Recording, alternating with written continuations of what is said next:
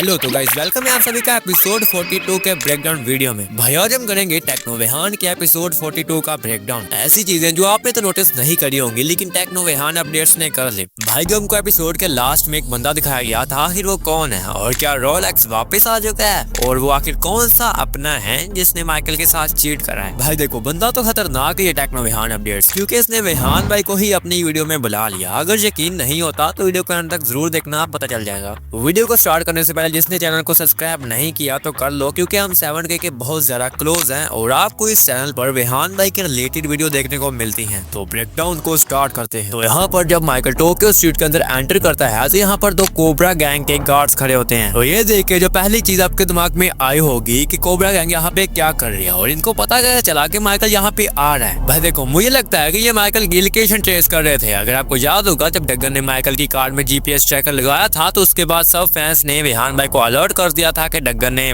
Car में GPS tracker लगाया है। और उसके बाद बैली ने कार में कुछ ऐसा सिस्टम लगाया था जिसकी वजह से माइकल की कोई भी बंदा लोकेशन ट्रेस नहीं कर सकता। लेकिन आई थिंक वो मे बैग थी जिसमें ये सब कुछ सिस्टम इंस्टॉल था, लेकिन लेजेंडर में वेहान भाई ने ऐसा कुछ भी इंस्टॉल नहीं करवाया था। रियल लाइफ की तरह जैसे हम किसी भी कार की लोकेशन ट्रेस कर सकते हैं तो वैसे ही यहाँ पर भी हुआ होगा। कोबरा गैंग ने माइकल की लोकेशन ट्रेस करके वो भी यहाँ पर पहुंच गए। या फिर ऐसा भी हो सकता है जिस बंदे को वेहान भाई ने गन पाउडर फैक्ट्री के लिए कॉल की थी वो कोबरा गैंग या स्पाइडर गैंग से मिला हो और उन्होंने ही माइकल को यहाँ पर आने के लिए बोला हो। वरना आप खुद सोचो इतने सारे बंदे एक सेकंड में कैसे आ सकते हैं। अगर आना भी होता तो एक दो बंदे आते, लेकिन ये तो पूरी आर्मी लेके बैठे हुए हैं भाई। एंड इस सिनेमैटिक के लास्ट में यहाँ पे कोबरा गैंग का लीडर बैठा होता है। भाई आप खुद सोचो अगर ये प्लानिंग नहीं है तो क्या है, बताओ भाई। गैंग का लीडर ही यहाँ पे बैठा हुआ है और जब ये माइकल को ट्रैप कर लेते हैं तो back side and front side दोनों पर ही गार्ड खड़े होते हैं। भाई इनका पूरा प्लान है माइकल को किडनैप करने का। भाई देखो यहाँ पर जैसे कि वेहान भाई ने बोला था इनका प्लान है कि मैं अपनी सिक्योरिटी को बुलाऊं और ये लिबर्टी माफिया वाले मेंशन पर अटैक कर दे और लिबर्टी माफिया के बेटे को किडनैप कर ले।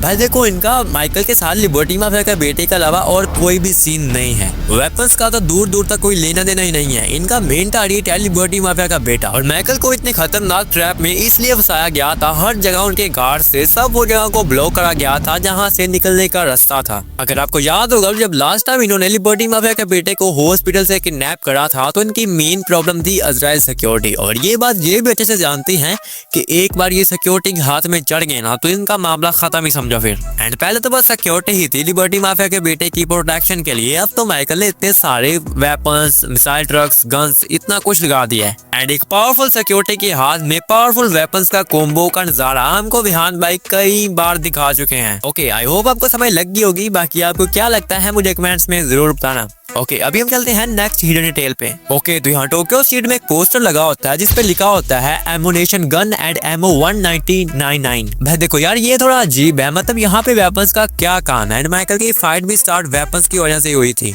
इसके बारे में हम आगे बात करेंगे। ओके अभी हम चलते हैं नेक्स्ट हिडन डिटेल पे। तो यहाँ पर जब माइकल कोबरा गैंग से फाइट कर रहा था तो अचानक से कोबरा गैंग की वैन्स की जगह रोलेक्स की कार्स आने लग गई। भाई ये देखो जब रोलेक्स माइकल का नया दुश्मन बना था तो उसने लॉस सैंटोस में मिसाइल को एक्सपोर्ट करवाने के लिए ये वाली कार्स यूज करी थी और ये कार्स रोलेक्स गैंग की हैं। एंड अभी यही सेम कार्स से कोबरा गैंग के बंदों ने माइकल पर अटैक करा था। डैम भाई मुझे लगा इस बंदे का बदला लेने वाला ड्रामा खत्म हो गया, लेकिन ये तो फिर से आ गया। भाई इस रोलेक्स गैंग को इतना हल्के में मत लो, ये कोबरा गैंग से 10x पावरफुल गैंग है। इन्होंने माइकल को डराने के लिए लॉस सैंटोस पर एयर स्ट्राइक करवा दी थी, लेकिन बात यहाँ पर खत्म नहीं होती भाई। तो यहाँ पर जब कोबरा गैंग माइकल को ट्रैप कर लेती है तो बैक साइड पे डॉग गैंग की बसेस खड़ी होती हैं। अगर आपको याद होगा जब फर्स्ट टाइम डॉग गैंग ने माइकल को ट्रैप किया था तो उन्होंने यही सेम व्हीकल यूज करे थे। अब इसका मतलब क्या है, देखो मुझे लगता है कि ये सब कुत्ते बिल्ले मिलके एक लाइन का शिकार करना चाहते हैं। भाई माइकल अकेला इन सब पे भारी है इसलिए ये सब मिलके प्लान बना रहे हैं। ओके तो अभी हम वापस से टोक्यो स्ट्रीट में चलते हैं। तो यहाँ पर एक कार होती है जिसके नंबर प्लेट पे एंथनी लिखा होता है। एंड लास्ट एपिसोड में माइकल के घर के आसपास रॉबिन को भी देखा गया था जो कि एंथनी का गार्ड है। ये भी बंदा अजीब है यार। भाई जैसे वेहान भाई हमको इसके बैक टू बैक हिंट दे रहे हैं ना, ये बंदा आगे जाकर जरूर कुछ बड़ा करेगा। भाई ये बंदा हर वक्त माइकल का पीछा करता रहता है। अबे साले तुझे कुछ काम नहीं है क्या? मैं अभी इसके बारे में जरा कुछ नहीं बोलूंगा। तो अभी हम चलते हैं नेक्स्ट हिडन डिटेल पे। ओके भाई अभी हम बात करेंगे इस बंदे के बारे में। आखिर ये कौन है, आपने भी सोचा होगा अब कौन सा नया विलेन आ गया। अब ये तो हम उनसे पूछेंगे जिनका ये एपिसोड है, तो मैं स्पेशली इनवाइट करूंगा वेहान ब्रो को। और हाँ उससे पहले मैं आपको बता दूं कि मेरा नाम असद भी है और साजिद भी है। उसका भी एक रीजन है, मैं वो फिर आपको कभी बताऊंगा। ओके तो हेलो विहान भाई, कैसे हो आप कुछ बताना चाहोगे अपनी ऑडियंस को इस बंदे के बारे में, क्या ये कौन है? साजिद भाई देखो, इस एपिसोड में सभी लोगों ने अच्छे से ये तो देख लिया है कि जो स्पाइडर गैंग का लीडर है वो माइकल के साथ एक बहुत बढ़िया तरीके से धोखा करने वाला है। अब देखना यह है कि भाई नेक्स्ट एपिसोड में कि जो माइकल है या वो समझ पाता है कि उसके साथ क्या होने वाला है, वो पहले ही समझ जाता है, या फिर वो नहीं समझ पाया तो क्या होगा माइकल के साथ, ये आपको नेक्स्ट एपिसोड में ही पता लगेगा। बाकी हो सकता है कि कहानी वहाँ से कुछ एक नया ट्विस्ट ले ले, क्योंकि अभी मैं ज़्यादा स्पॉइलर तो नहीं दूंगा भाई नेक्स्ट एपिसोड का, बट हाँ इतना बता सकता हूँ कि कहानी में कोई ऐसा आने वाला है जो लॉस सैंटोस की सभी गैंग से बहुत ऊपर है। बस भाई अभी के लिए इतना ही स्पॉइलर दे सकता हूँ, उससे ज़्यादा नहीं। वो बाकी जितना भी सब कुछ है वो आपको नेक्स्ट एपिसोड में पता लग जाएगा, जो कि बहुत जल्द आ रहा है। डेट बता दूँ? नहीं।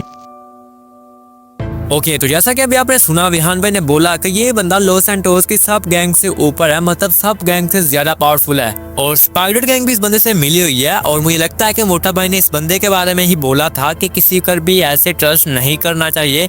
और हाँ भाई देखो, जब माइकल ने स्पाइडर गैंग को इतने सारे पैसे ऑफर करे थे तो वो ये मान गए थे, एंड हो सकता है कि इस बंदे ने माइकल से ज्यादा पैसे ऑफर करे हों माइकल को ट्रैप में फंसाने के लिए। और अब यार देखो, माइकल इतना बड़ा माफिया बन चुका है तो उसको अपने साथ सिक्योरिटी रखनी चाहिए। और यही सेम बात डॉग गैंग के लीडर के भाई ने बोली थी कि तुझे बहुत घमंड है ना अपनी उस अजराइल सिक्योरिटी पर। एंड कोबरा गैंग भी इसलिए माइकल के घर पर अटैक नहीं कर रही क्योंकि उनको सिक्योरिटी का डर है, और विहान भाई को अपने साथ सिक्योरिटी रखनी चाहिए। ओके तो अभी हम बात करेंगे इस बंदे के बारे में कि आखिर ये बंदा कौन है। ओके तो भाई अगर आप इस बंदे की आउटफिट को ध्यान से देखोगे ना तो ये कोबरा गैंग के बंदे की जैसी आउटफिट लग रही है, आप खुद देखो। लेकिन जिस पर मुझे सबसे ज्यादा शक है ना वो है रोलेक्स। भाई उस बंदे की हमको आज तक कोई वॉइस तक नहीं सुनने को मिली। मुझे तो यही लगता है, आप एक बार खुद देखो इन फोटोज को, ये ऑलमोस्ट सेम ही है। और जैसे इन्वायरमेंट में ये बंदा रह रहा है, ऐसे ही सेम इन्वायरमेंट में रोलेक्स की फर्स्ट एंट्री हुई थी। और हर एक गैंग की अपनी एक यूनिक आइडेंटिटी होती है, और इस गैंग की आइडेंटिटी है स्कल्स।